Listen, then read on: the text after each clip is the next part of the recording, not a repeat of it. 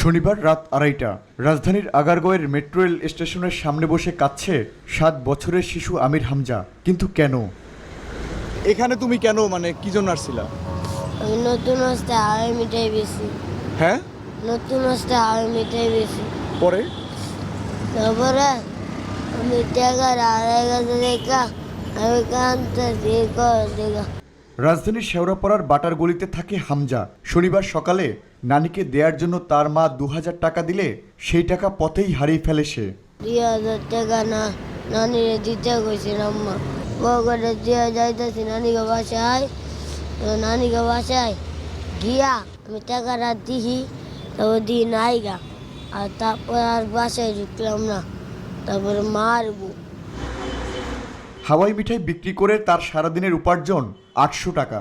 2000 টাকার হিসেব মেলাতে বাকি 1200 টাকা আয় করতে হবে তাকে, না হলে